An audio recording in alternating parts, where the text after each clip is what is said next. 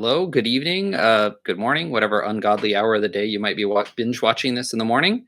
I am Nathan of Honu Sumo Club and the main kind of researcher and one of the hosts of Echo's Sumo History podcast.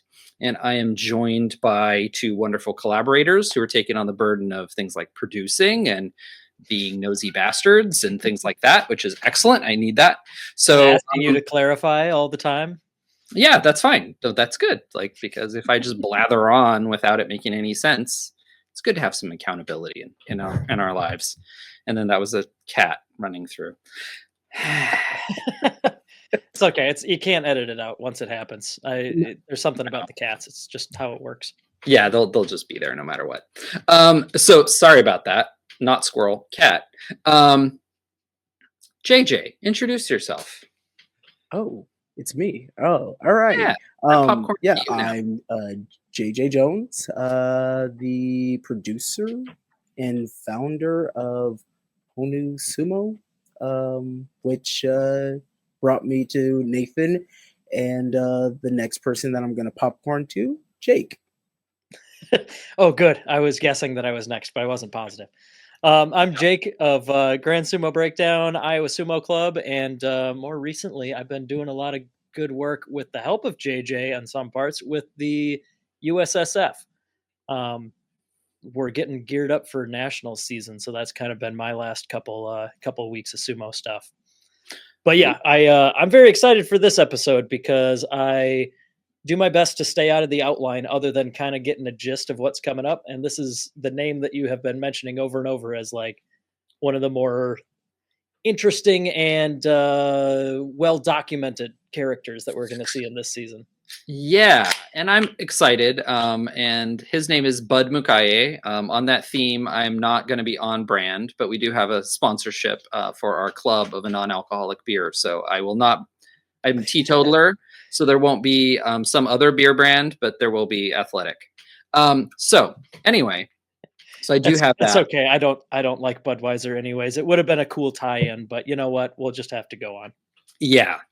So I'm happy to actually be starting to do this series, not just because it was such an interesting story that got me like diving in really deep, but it's also starting to like pivot a little bit more to from laying foundation stories of kind of background and communities, which was really interesting. And I think there's more stories to dig up there, but starting to tell kind of individual stories and see where that takes us just by following the thread of a person and their story.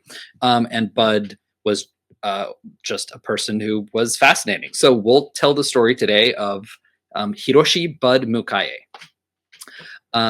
He is a guy who, starting in the mid 1930s in kind of California, Japanese American newspapers, but especially in the LA papers, just shows up all over the place.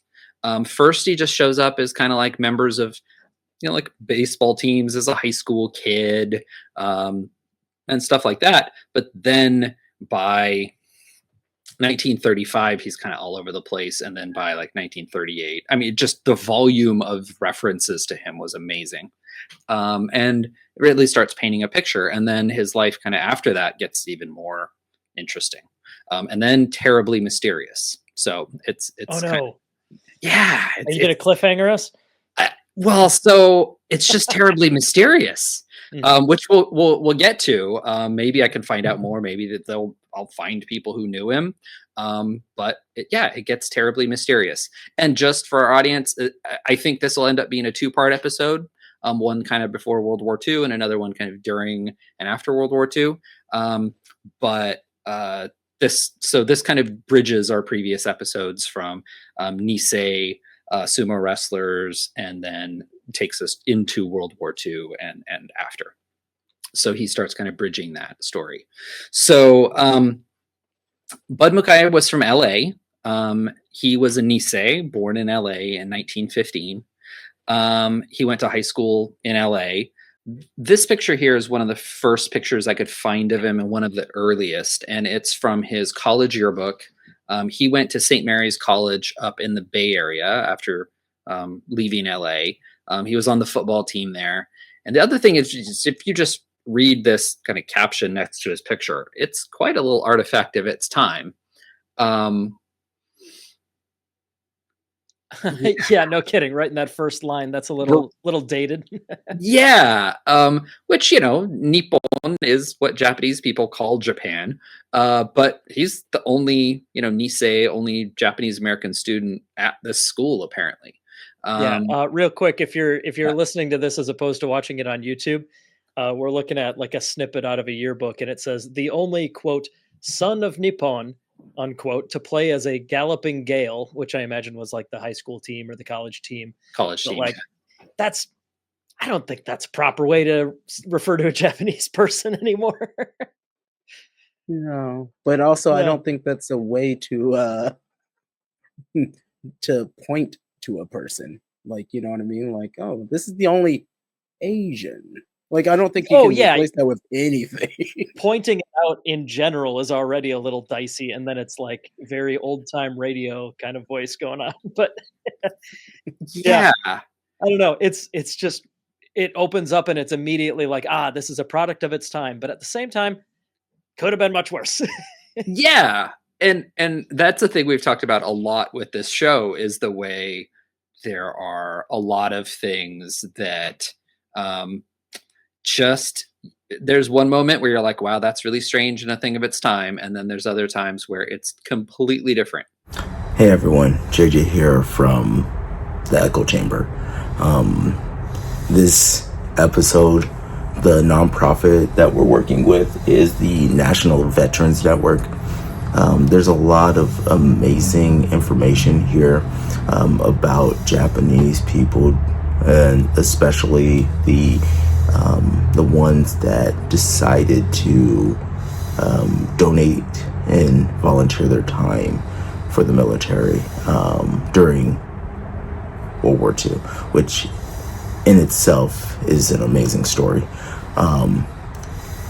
I'm sure you guys have already seen that we've had an interview with Jim McNaughton. If not, that'll come out soon. But please donate to them. They have so much information. They do so much for awareness of Japanese people during that time. Yeah, again, if you cannot afford it, I understand. Just go through there and at least get the information. If you have a couple extra dollars, go ahead and donate to them. I will drop the information somewhere on the bottom here. Thank you. And let's continue the show. Bye-bye now. Yeah, so this is just a really interesting picture. But one of the first newspaper pictures I found for him was on the Kashu Mainichi newspaper down in Los Angeles, where in 1935 there was a Southern California sumo tournament. I think I have a slide for that.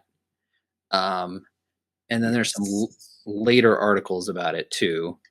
And so Bud was in 1935 just starts showing up in a bunch of newspapers. And I think the first one I saw him show up, they talked about how he showed up at the tournament and they expected him to like trounce everybody, but he actually like struggled as part of this 2-day tournament, because he'd actually taken the train down from the Bay Area to LA and like arrived late on a Friday night in the train, and then just showed up to wrestle. And then so like on Saturday he just kind of sucked. So the LA papers are like, Bud didn't kind of live up to expectations. I'm like, they have really high expectations for this guy. And you're saying this is kind of like his debut in like our historical record? He's already got expectations on him? Yeah, so that's another thing that's like interesting, is he's mentioned in different teams, but in his first references, reporters are already talking about how he's like, he's a promising young sumoist, when he was in high school. And so people, and sumoist is this term that shows up in all these newspapers to talk about the wrestlers. We keep talking about these like archaic terms where it's like, okay. Yeah, we were talking during the break. The old grunt and groan was the term from that other article. Yeah, for pro wrestling, like, oh yeah, and that didn't age well. So yeah, it a little went goofy, beyond funky. Yeah, so And the other thing is, for a lot of these like big sumo stars, they start like they give physical descriptions for them, and he's like presented as like huge at like 175 pounds. I'm like, Yikes. right. I'm like, wow, okay, that was big. Okay, at the I time. mean, that was the same size as Uda when he was doing amateur sumo. Okay, all right. Really? I think I'm probably the smallest guy on this show, and 175 would be a good day for me. Wow. I'm just I just realized something bizarre. Like I've been obsessing over this guy, and suddenly we talk about Uda, and I think about like styles of sumo and stuff. And I just realized there's no description though about like what kind of sumo Bud did. Like there's Oh. tons of coverage, but like there's nothing about like his style of sumo. It's really interesting. I suppose the people that aren't like familiar with the sport or familiar with Japanese Mhm. culture would probably only comment on whether he was good or not, right? Yeah, yeah, and there'll be kind of results for matches and things like that. But yeah, So it's they don't interesting. have any like winning techniques or anything along those lines. No, no, and Huh. even in other coverage, they'll periodically be like, "Oh, the crowd was really impressed by somebody's Uate Nage or something." But that it's really interesting. I just hadn't really thought about that. That's a thing that isn't in a lot of the 1920s and 30s sumo coverage. Is like, what were the techniques and things like that. Interesting. Yeah, Hmm. If you yeah, had to guess, what do you think? Because he seems like he's a crowd pleaser, right? yeah. I think he's a pusher thruster. Okay, all right. But Okay. that's our new holy grail of research here is we got to figure out what kind of style Bud Mukaye Yeah, wrestled with. yeah, that is good. I don't. That was totally just a. Oh my god, that's a huge gap, and I can try to find, but I don't know. I'm a little skeptical. It Um, definitely hasn't been part of any of our conversations on like historical wrestling either, because like yeah, to observers it's just wrestling. They don't really comment on it, and that's partly a product of it being foreign to a lot of the people that would be writing about it, and also just right. because it's I don't know, to an outside observer, sumo just kind of looks like sumo. You wouldn't Right. necessarily think to Yeah, write certain things down because it's just, I guess this is what I'm watching. yeah, and there are lots of early stories for like a Nisei audience trying to kind of like promote sumo or explain sumo, but even then, yeah, it doesn't get super specific, which I Hmm. was surprised by when I thought about it. Um, so yeah, just weird little thing about these stories. But one of the other things is about a year later, then in 1936, there's a story about the All-State California tournament, where the Northern California champions, who are the returning winners. So I think this is the second year they'd won in a row. So they come down in October of 1936 and they wrestle in Southern California. Um, and it was teams of like 20 versus like 16, so there were plenty of people who were able to kind of sit it out. But the other thing I liked is there were the Northern California champions, but then they called the Southern Californians the Matadons, like all these references to like the mat, instead of the dohyo. Okay. So yeah, and so mat men is another one. So in all these articles, as people are trying to come up with 8 ways to describe the same thing, Hmm. because you never want to repeat anything in a news article. So Oh God, no. That's no, like 101 stuff right there. yeah. So all these crazy names people are coming up with. So the Southern team was like really hoping to do well, but they did kind of end up getting trounced in this tournament in 1936. But what's interesting and what I kind of like about the Bud Mukaye story is that then there's this kind of ongoing campaign over the next few years to like build the Southern California sumo scene. Hmm. Which, all of us have kind of seen these different regions in amateur sumo, that are really kind of taking it on as almost like a regional project, right? And Hmm. you can kind of see that happening. And Bud Mukaye is kind of the young athlete booster for this, of trying to recruit Nisei into trying sumo.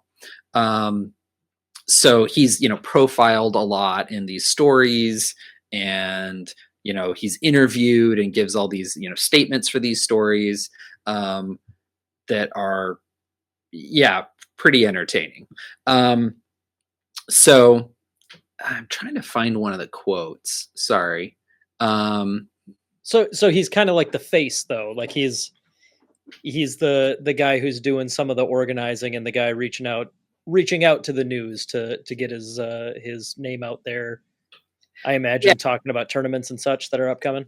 Yeah, and especially like boosting training and saying, the younger guys should come out and give it a shot. And I think one of my favorite weird little quotes from him that also just sounds like something straight out of the mid 1930s is that, it's the cleanest sport you'll ever, put your head or push yourself into, and like, okay. So yeah, he's like promoting sumo, trying to get people to come in and try it. There's all these stories about, practices, preparing for tournaments and things like that. And then in early 1937, the Beikoku Sumo Kyokai, that's the American Sumo Federation or Association, decides to do a thing that was happening a lot just generally within the Nikkei community at the time, but also the Japanese from the Japanese side too in Japan, was a kengakudan. These are like study tours or like extended field trips of weeks or months. And sometimes they're like agricultural, or it might be like a kendo team or things like that. But in 1937, they decided to have a kengakudan of sumo, of California sumo wrestlers going to Japan. During the summer of 1937. So a bunch of young wrestlers. So they start having these elimination tournaments and organizing. And so there's a series of stories in newspapers about the elimination tournaments and picking Bud Mukaye as. So could you go to the next slide, JJ? Of course. And then Bud Mukaye gets picked to be the captain of this cool team. So he's the captain of the sumo team that's going to go to Japan. And then there are all these meetings. I think one of the weirdest meetings about it is that the Friday before they sail. So they're going to sail on a Monday on this ship. The Friday before they set sail in LA, one of the guys in the team, Yoshio Tanaka, is staying at a hotel in Little Tokyo, and his you'll see these in a future picture. His uniform blazer that they'd gotten made and tailored for them got stolen out of his hotel room. Ugh. His hotel room got burglarized on a Friday.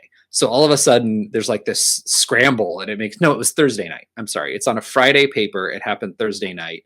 So they're scrambling to get him a replacement, uniform and blazer. So, yeah. So people from Northern California come down to qualify for this team. In one of our earlier episodes, we showed, I think, a picture of the 6 Nishida brothers. And they're, there was a super proud papa of having his 6 sons who were, big into sumo. But Tsugio Nishida went on this tour, and this photograph and 2 more we're going to show in a minute were actually donated by him in the 1990s to the Japanese American National Museum. Hey, real quick on that picture. You had mentioned earlier, I don't know if we were recording at that point, but you've looked at enough pictures of Bud that you like instantly pick him out of a crowd. Yeah. Didn't take long. I'm already like, oh yeah, there he is. Yeah, right. He just has a super recognizable face. I'm not even sure what it is about it, but yeah, you just flip to that and it's like, oh yep, there he is right in the middle. Yeah. I was trying to think what it is, but I don't know. He just has a very kind of like, I don't know, broad cheek sort of face that in some ways kind of reminds me of like Teruno Fuji. I don't know why, but anyway. Just like the face just appears bigger than it is. And so, yeah, he just kind of like jumps out. It looks like he has a big head. Great for crashing into people. Yeah, and you mentioned he's in like the 170-pound range or whatever. Like, based on that picture, yeah, he was kind of the biggest guy on the team, wasn't he? So like these were huge, teams. Like these were, Yeah. Japanese American guys. But yeah, so yeah, on this picture, he's the front row, seated second from the left. But I also just entertained the way he's sitting there. That just seems like super casual, just like, chilling there on the deck. Also, That's right. imagine how I'm the long he captain. had to sit to take that photo too. Yeah, probably. Although it was very bright on that deck, I'm sure.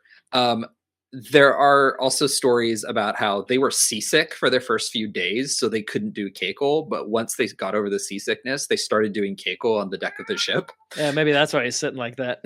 Yeah. So it's a 2-week trip across the Pacific at this point. Yeah, on a they're not going to steamer. just not do any workouts, right? Yeah.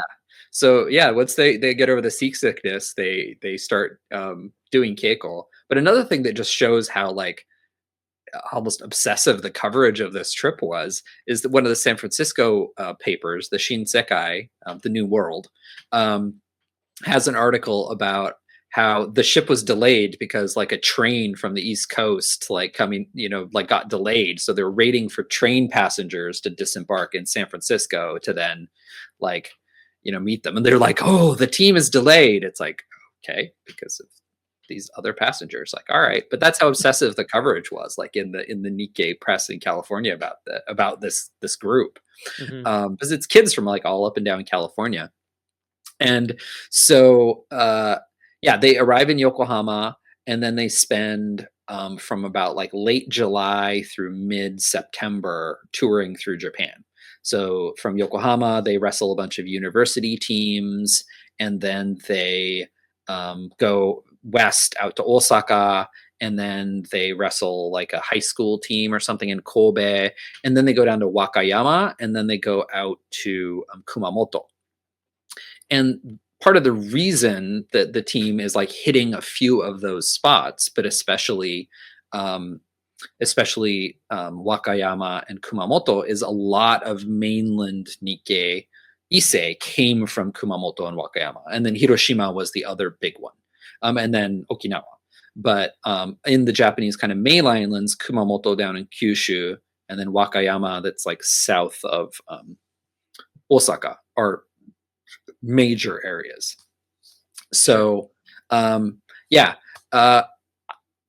so that's why they kind of tour around. So this picture, I especially like this one because I don't know when it was taken, but this one almost looks like it was probably taken like almost the day they got off the boat, because they look like they've been doing sumo like on the deck of a ship for almost 2 weeks, like just the sunburn. Yeah, I was going to say they've certainly seen a little sun. Yeah, they just look sunburned at that point. But you can also see the blazers, right? That like they got one of them got stolen out of the hotel room. So this is them in their snazzy, outfits and everything. So the other thing that's really interesting about this tour to me is that I don't know if you guys remember from one of our previous episodes, I was talking about how in 1934 there was this sumo instructor that came through California, and he talked about how like give it 3 years, guys, give it 3 years, and I think you guys will be able to compete with at least like high school level teams in America. And so, on this tour, they go do exhibition matches and some tournaments with naval cadets, with university students, with high school teams. And according to the cables coming back to America, which I'll take with a little bit of a pinch of salt, but according to those articles, they did well. Like they won, like where it might be like a 14-12 win or something like that. But, Sure. That they, and including university teams and like naval cadet teams. And yeah, in Yokosuka. And so they did well. And one of the things that actually goes to this is I think in a prior episode, I also talked about the shihan that were getting sent over from the Sumo Association in Japan. So the Dai Nihon Sumo Kyokai was sending over professional wrestlers to teach in America. And one of those guys, Tochinomine, was in the LA club for almost 2 years. So for about a year and a half. And he actually went back on this tour with these kids back to Japan. So that was his kind of like return trip as he went with them after having taught them for 2 years. That's super cool. Yeah. And I think I talked about this in another episode just as a passing reference in case people haven't noticed it, but it's another interesting thing is like Tochinomine got like banzuke protection for while he was out on this being a shihan. So he didn't drop rank despite his absence for a year and a half. So for at least 3 tournaments, he just didn't drop at all. And then he started dropping a little bit. So, which they ran out of patience. They gave him a good leash, but they ran out of yeah, patience. you need to come back from America. I mean, I think that's enough. Get back. Yeah, I think he was from Dewa no Mibeya though, so they probably didn't miss him. There were 200 of them in that stable at that time. So Right. yeah, so almost everybody was a Dewa no Mibeya at that point. And I think Tochinomine was the first shihan that went left Japan to teach sumo after the Shingen incident that kind of like devastated sumo at that point. So which episode did we talk about that one? Because that was a big incident. I think that was in our second episode. So Gotcha. I think that was in our second episode about crisscrossing the Pacific. So that was like the big, basically a union strike kind of thing for sumo. But yeah, that was definitely a game changer for that. So that's worth knowing about if you skip that one. Yeah, and it really like disrupted sumo. So there's a break in Right. these shihan coming over during that time period. So for about 4 years, and so Tochinomine was the first one to really come. 3 years. Tochinomine was the first one to do these shihan trips. So they this whole group of people, like these students, they wrestle. Well, they're not all students. Some are recent college graduates, but they're all like late teens to mid 20s, Nisei guys, all of them, and they tour around Japan, and then most of them come back in kind of a batch in September, but some actually come back a little bit later in October. And so there's also stories about, oh, so and so finally came home, and they're the last of the Kengakudan to come home. So the other thing that happens is that this is clearly like a huge boost of confidence for these kids. Like they wrestled university teams in Japan, they met professional sumo wrestlers. Like, yeah, like we're getting good. And so the Southern California team especially comes back, and then they start, they bring on an additional coach, and they start like really expanding practice. And they also just start going to every tournament around the state. So we've, I think the next slide we've shown a few times. I wanted this as just kind of a placeholder. This is a Fresno tournament in 1938 where Mitsuga Hamanaka, this is the 1938 Fresno tournament. That's right. So this is the 1938 Fresno tournament. And so Mitsuga Hamanaka is the guy in the middle. He's the California Yokozuna. There's other pictures out there of him wearing a tsuna and everything. And so this LA team, under Bud as the captain, goes to an exhibition and tournament in San Francisco during like a big, one of the fairs at Golden Gate Park. They go to the Fresno tournament. They, really try to organize up the Southern California regional tournament to get like the absolute best team together for the statewide tournament that's going to come in the fall. So by the fall then of 1938, so this is a year after that Kengakudan tour, the LA team has been coaching, practicing, going all up and down the state, competing with like the best wrestlers in California. And in 1938, right after the tournament, it's a 2-day tournament, and Bud Mukaye and the Southern California team end up winning finally after 3 years of Northern California dominating. They win the statewide tournament. They win it. What's the final score? 41-33. 41-33. So modest margin there. That's not even like down to the wire. It looks like they're surpassed them pretty thoroughly here. Yeah, and then Bud beats Mitsuga Hamanaka, who's the California Yokozuna. And so like the Southern California team has arrived. One other thing, because we're going to start, foreshadowing some future people we're going to talk about a little bit more, is that one of the people that is coaching this LA team with Bud is Shoji Hiraga. And Shoji Hiraga was a guy from LA who had gone to Japan in 1934 to do pro sumo. And I think I don't remember which heya. It might have been Kasugano. Yeah, it was Kasugano.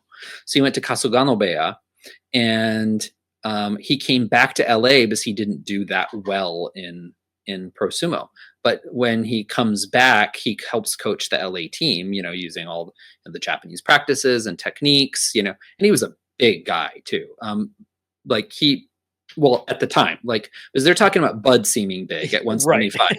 Shoji Hiraga was actually like 300 pounds, which was apparently real big. Yeah, so real big. Maybe not for an American club, but we make big uns in America. But for Nisei wrestlers in the 30s, like 300 pounds is huge. Right. And I think actually even some of the yokozunas at the time in Japan, there's stories about how when one of the yokozuna was hospitalized for something, he was 300 pounds and like 6'3", and a hospital bed couldn't hold him, so they had to extend right yeah. and extend a table out at the end so his feet wouldn't just dangle off the end of the bed. And I'm like, okay, but come on. Yeah, I know, but that's silly, but I get it. Yeah, but it's in the newspaper, so it's got to be true. And I found them on the internet, so it's got to be doubly true. So totally apocryphal stories that are making it into the Japanese wire services around the world. So so this tournament is huge, and a lot of credit is given in these newspapers to Bud as a captain and Shoji Hiraga, and like how much they kind of structured up their practice in Keiko, where these like coaches would train the A team, like the A wrestlers, and then the A team wrestlers would coach the B and C team kids, and keep training them up, and like work on technique, and so there's a bit more like specific coverage about like how practice worked and how they coached and stuff like that in this era. That's also interesting. I mean, not super specific, but quite a bit more. And then the other thing, and this is partially a me. Oh, go ahead, Jake. I just had to quick look it up real quick, and there were 4 yokozuna in pro sumo that were promoted in the 30s. All but one of them was around 300 pounds. Yeah. Only one guy was like 115 kilos. So that's like what, 250, 60, something like that. But the other 3 were easily 300. Pounds. So like, yeah, that's not 300 pounds for a pro sumo wrestler. Not outrageous by any means, but yeah, that's still a heavyweight for amateur sumo being barely half that size is fascinating. Definitely a difference in culture. Cause like, I'm sure Bud isn't like full-time wrestling. If he was, I'm sure he would have he'd be bulking up, he'd be eating more and working out all day kind of deal, and probably get bigger, but like he's got to have a job, right? Yeah. So that's one of those things that's like so interesting about, just like historical records, is that there's some things for some people, you can just find super easily, because it's how and why somebody is being covered. Right. But apparently like what kind of Bud did for a living after he left college, is just like, I think he left college around 1937 and he moved back to LA. It's not clear. Like he's just known as this sumo wrestler, and he starts doing other sports and stuff, but it's still just all about he's that sumo guy. That sumo guy, right? Yeah. And his draft card in 1940, his 1940 census, or selective service card, like all of them, like they'll give an employer, but it's not like a business name. Yeah, and it doesn't really give like a profession. Although other people, like Bud's dad, sold trucks. That's what his dad did. Like, and so it gives that, but Bud, I don't know, like it has an employer, but I can't find what that employer did. Yeah, that's funny. Well, here, let's put that theory to the test though, because I think we may be onto something. JJ, I've known you for 4 years. What do I do for a job? Ooh. Yeah. Okay. So maybe it's a good point. Okay. That, it's all not, right. All right. Maybe it's not such a wild thing that spreadsheets. Spreadsheets. spreadsheets. That is an aspect of my job. But I See? guess the point I'm making, yeah, if he just, I don't know, if he was like a carpenter, like who Yeah. cares? That's not notable. It's not something that it might just never be written down, and it might just be lost to history. Yeah. So I would love to be able to find it. Mhm. But I really don't know right now. And the reason that we got on that topic though was the idea that he's probably not wrestling full time without a profession. Like if Mhm. wrestling was his profession, then we would see guys that are the size that they are in pro sumo. But like, yeah, just like us amateurs, like we got to go into the office on Monday to do whatever JJ is imagining I do. So like we're not. So like these guys aren't bulking up to that 300 pounds that they might be in pro sumo. So, but yeah, it's still, I don't know. It's interesting to think about, because if we knew what Bud's, like what his day job was, that would shed light on who he was as a person. But like in Yeah. the moment, nobody bothered to write it down, I guess. I mean, not necessarily, right? Unless he might have just been doing a basic like a little job that was just giving him a little bit of money, but what he was really passionate about was sumo, and that's why Could be. he was known as the sumo guy. And if he was a guy that just did like odd jobs around town because he was just an obsessive, bleeding sumo kind of guy, and that was his entire life, I think that would still tell you something about him. Yeah. Yeah. So yeah, it's something I want to find out, but I haven't been able to so far. Yeah, I'm curious, but also it probably doesn't really matter to the story, but it's just interesting thought. Yeah. Yeah. And right. And that is like one of the things is like, I tried to find it, but I didn't spend a massive amount of energy, because it's like, well, that's clearly not necessarily the thing he or reporters thought were the thing that needed to be told about Bud. Mhm. Like, he was the sumo guy. That was his thing. Right. Mhm. So yeah, it's just really interesting. And I think what's a little bit kind of not infuriating, but puzzling, and it's actually a good segue to this kind of next section, is he's clearly still into sumo, but then from about 1938 until 1942, he isn't in the newspapers very much. And he shows up as like, I got my chronology wrong. I was going to say a swim meet, but that's actually earlier. It was like, he's going to do a swim meet. Like, he was just all around jock mode. But he was like on a track team, the Shamrocks track team, which is a Japanese American track team. There's these like Japanese athletic union, an athletic league that had all kinds of different sports. There's been a lot of coverage of like Nikkei baseball in America. That's been a big thing. But there were just all kinds of leagues like this. And there are whole sports pages in Japanese, in Nikkei newspapers that talk about all kinds of sports, but like 2/3 of the pages are, the Chula Vista, San Pedro baseball teams, getting together and having like a mini tournament and all kinds of like coverage of different sports, but also kendo, judo, all kinds of stuff. You said he was born in was it 1915? Yes. So we're talking about his like mid-20s here. 1940, this picture here, he'd be 25. And I was gonna say, hey, look, I was able to point him out again, but he's like literally labeled, so that's less impressive on this one. Yeah, literally labeled. Yeah. So there's a few of these, and it's one of those like, oh, we defaced the picture, people defaced the picture. Oh, man, but it so helps for posterity's sake. It definitely does. These pictures where it's a bunch of people, and you're like, I don't know who any of these people are. In some ways, it makes for a fun puzzle game. There's a future episode where I'm going to have fun with this by design. So yeah, Bud, there he is in the center back. He ends up in the kind of center back on a lot of pictures, because he was the big guy. Yeah. 175 pounds. He's towering over everybody. Like, yeah, a weight class of his own. Well, I mean, the guy next to him, I think his hair is what gives him another inch or two. The guy just to his Bud's Very left. fair. Yep.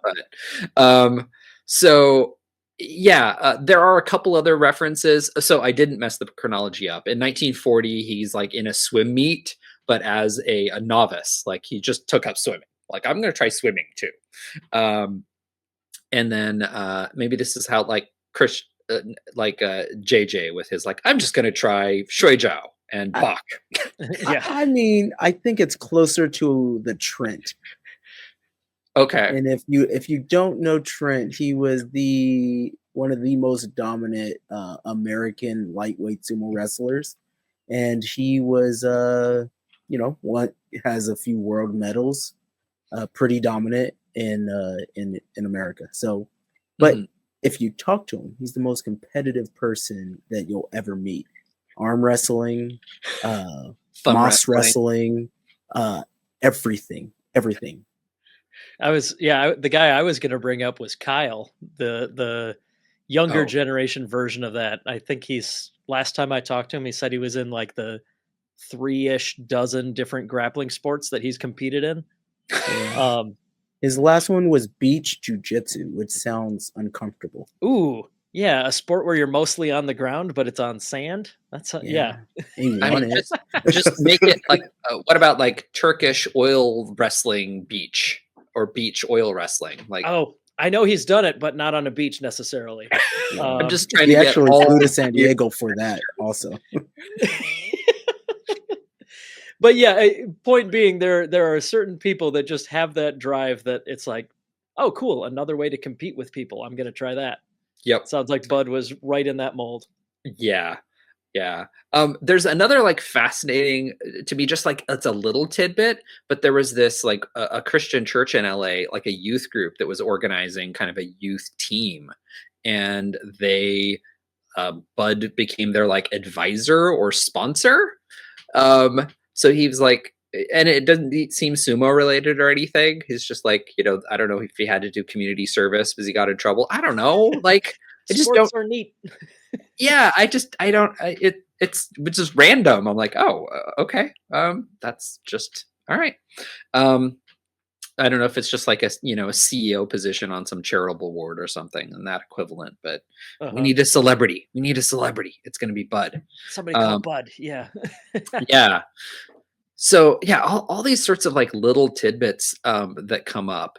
And then there's like there's also this one weird little tidbit about the Gardena Sumo Club starts being a little more like involved in this time. And there's going to be like a delegation of wrestlers, including like, wrestling in Gardena.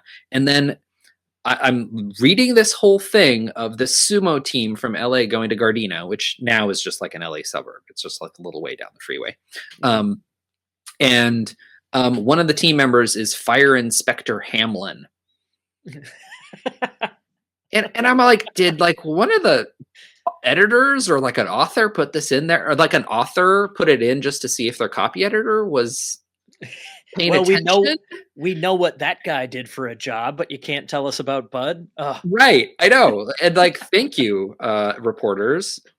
So I was trying to find out, like, who in the world is Fire Inspector Hamlin, and why is he suddenly like in a sumo team? And I mean, and because. And then it also kind of forced me to step back, and like it does tell me something about these Nikkei sumo teams, is how homogeneously Japanese they were, right? Like they were Nikkei teams, right? And so whenever there's like Fire Inspector Hamlin is suddenly on the roster, I'm like, huh? I mean, they could have listed a real first name, and the last name Hamlin would still stick out quite a bit. Yep. I mean, there was a time when people gave like children, actually it's come back, all kinds of, weird names like Governor so-and-so. It's like, you're going to name your child Governor?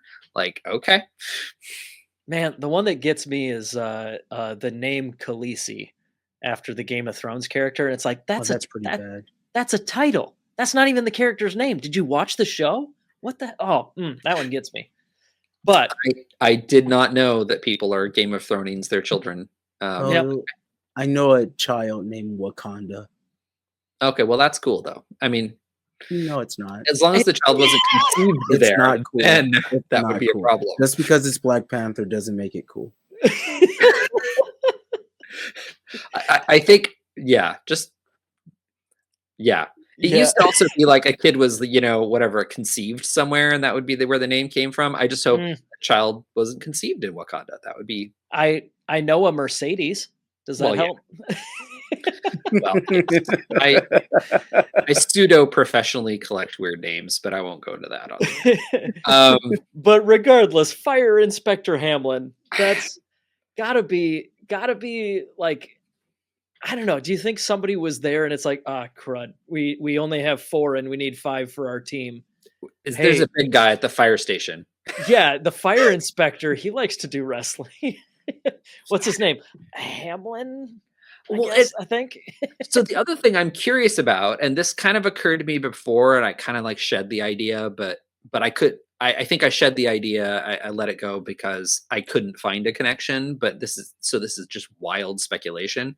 Is there was a connection between a couple of the people who practiced in this club and this pro wrestling outfit at the Olympic Auditorium in LA, run by the Darrow brothers, which we've talked about in another episode too. Including Mitsugu Hamanaka, the Fresno, like California Yokozuna guy. He wrestled with them. But he practiced with the LA team when he was in LA. So it could be that this is like some weird wrestling shtick. Fire Inspector Hamlin. I don't know. Maybe he's like a clown with like a ladder and he like knocks people around. I don't know. The WWF had guys that were like tax inspectors and dentists. Like that absolutely fits. Yeah. But it's just, man, that is 3 very frustratingly intriguing words to come across. Right. And I've still weirdly landed on, well, no, I think the most likely is just some guy from the neighborhood to fill out a team and like invite him along. He sumo. But I like the idea of like some writer somewhere slipping it in just to see if their copyright editor is really reading. Yeah. So yeah, like, are you going to notice this? Maybe not. So, we're starting to like get into a side of the story that, we can kind of get rolling, and I'm, once we get rolling, we'll probably have to find a stopping place. But it's going to be, it just takes some wild pivots from this point on.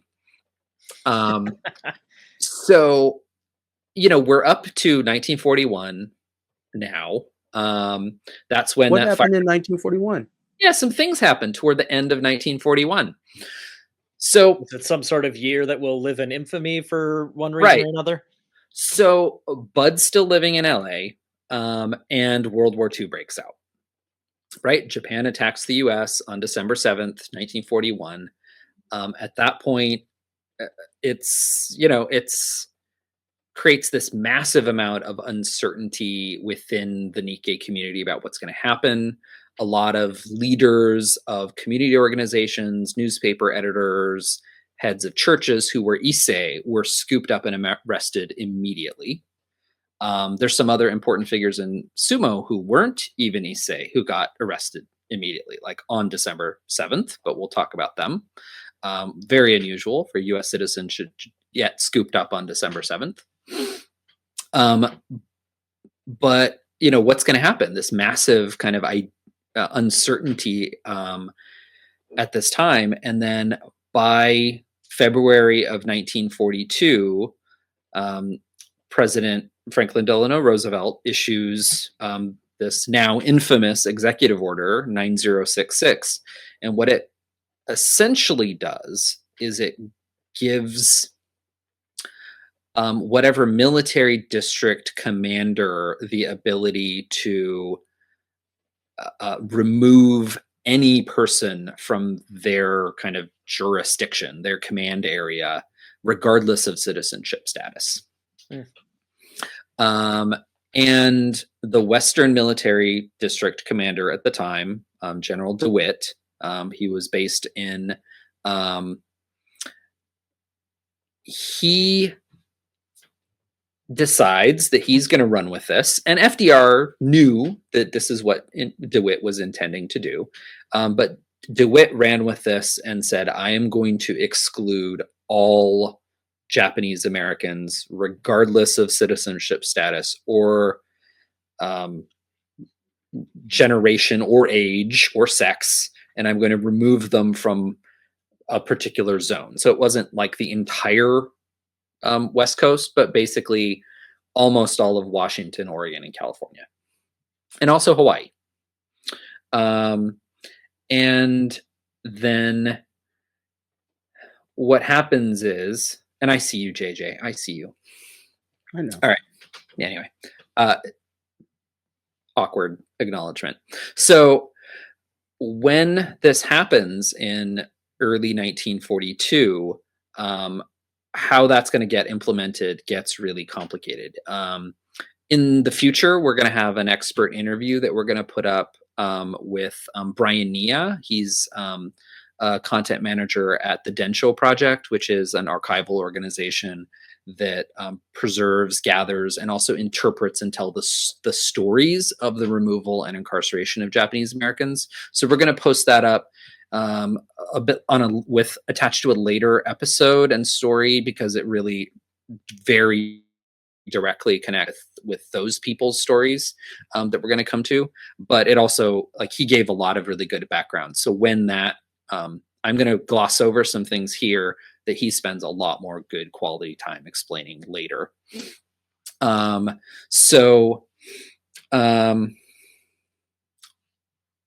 so we'll get to more detail about that.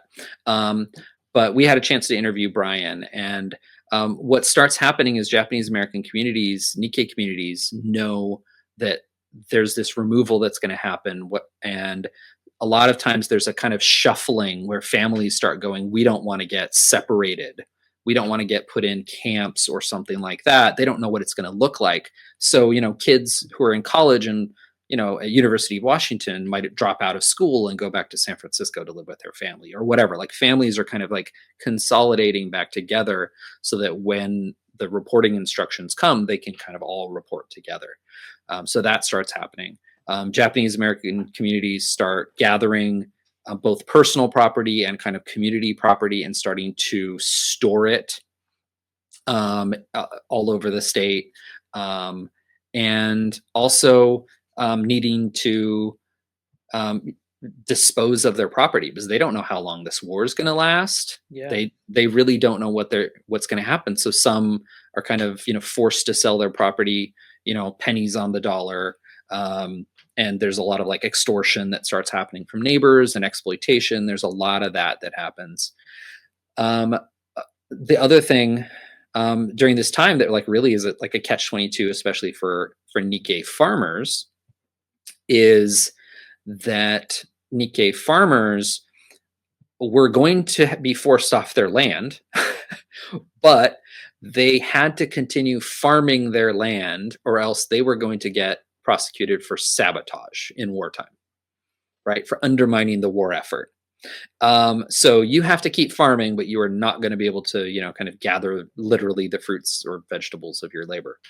So what about my civil liberties? Yeah, that was not a consideration at that point. Immediately, there were cases of a whole variety of people, especially Nisei, who had birthright citizenship, which was established uncontested law at the time.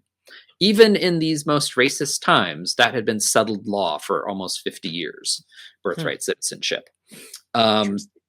Yeah, so recently I had a surprise about like, wait, we're going to refight that? Even in this time where there was a huge violation of civil liberties, even then there was a clear acknowledgement that the Nisei and the very few Sansei, that's third generation that were around, were citizens. Like, they were citizens. It was wartime, and the excuse of extraordinary measures were necessary. I imagine if Google was around that far back, the phrase like birthright citizenship search results, it would have like a spike in like 1941 and a big old spike in 2025. Yeah, that's what people are Googling and learning what that phrase really means, because Yep. otherwise it's just settled law, like you said. Yeah, it was settled law, and what that meant in a massive kind of crisis of wartime, that was a thing that there was kind of fighting and argument over. But what was surprising, both from some research I'd done on my own, but Brian really kind of emphasized, is that before these removal orders came out, like the FBI, the Department of Justice, the Attorney General of the United States, they were all just kind of saying like, yeah, like the Nisei are they're citizens. They have like every right of citizenship, and we, Yeah. handling potential espionage or any like and conducting espionage, which is the FBI's business. They're like, it's within our scope. We can handle this. Like, like we got this. Like we already have names. We already have like connections of people. Like we already kind of know, how to monitor, how to surveil, all this sort of stuff. They're like, yeah, we can do this. It's within our scope. But General DeWitt and his staff and their statements to congressional committees, their reports to President Roosevelt were like, no, like you just can't tell. They're, inscrutable, and you can never know where their true loyalties lie. They all have to be removed. Sure. And so what's created is a new government agency or authority, the War Relocation Authority, that is then tasked with implementing this removal in kind of working with the army. That's a huge simplification. And there's other kinds of camps that are created too, which we'll also spend time on in future episodes. But some of our kind of characters end up in special camps. So these War Relocation Authority, they start off with these assembly centers. So these assembly centers, there's like 5 big ones up and down the West Coast, Puyallup and Washington, where I used to go to like the county fair in high school. The Puyallup Fairgrounds, Tanforan Racetrack in San Francisco, and then the Santa Anita Racetrack in LA. Those 3 are the biggest. So the Santa Anita Relocation Center, it's just east of LA, is where most LA Nikkei were sent. And this is a racetrack and county fairground. So families were literally being moved into horse stalls and where, the prize winning pigs are kept, right, during the fair. So that's where whole families are being moved to. And I should have grabbed the book to do show and tell, but George Takei, of Star Trek and many other things fame, has a graphic novel that's about his life at the time. He was a young child and living in LA with his family. And he was Nisei on one side and Sansei on the other side of his family. He and his brother were sent to Santa Anita, and, he has like that vivid, child sense memory stuff of going there. Yeah. I'm sorry for the whiplash in tone here, but I can't help but read the first line of that news article that's sitting over there. Yeah. What does that mean? A flapdoodle? This article, it looks like we're starting the second section of a newspaper article that was cut off with the transition phrase flapdoodle. Yeah. So the first part of this article has no relation to sumo, so didn't keep that. It was about flapdoodle. Yeah, but it is about Bud Mukaye in Santa Anita Assembly Center. So Bud and his parents go to the Santa Anita Assembly Center, Relocation Center. And this is how weird research happens, where I found out about how Bud did in sumo at the Assembly Center before I found these articles. So sure. I found a reference kind of later in his story about it. But here at the Santa Anita Relocation Center, there was a sumo tournament, so suddenly there's like, 10,000 Japanese Americans in this fairground living there. And at that point, they don't have like kind of an administrative structure. There's no like jobs worked out, anything like that. So like there's time and a lot of uncertainty. And so, people start doing stuff to keep themselves occupied. So there's a sumo tournament organized. And so this picture is from the Santa Anita Assembly Center of a sumo tournament. Yeah. And then the flapdoodle tournament. But the other thing that I love is in the little thing down on the right is the flapdoodle column, is there's this like little vignette of Keiko And I don't know. I just read it and it was just one of those things where I was like, oh yeah, Keiko's Keiko. So basically there's this guy, you get 10,000 people who may not have like wrestled together. You get all these young men from all over California who've done all kinds of different sports. And apparently this, guy shows up and Toshiyuki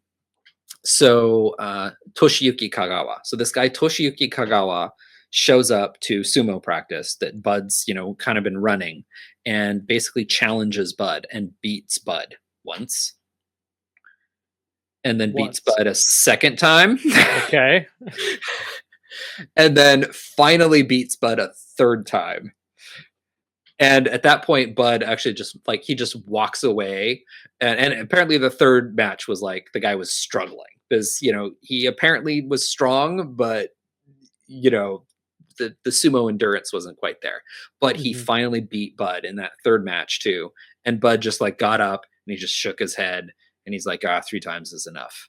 And just walked away.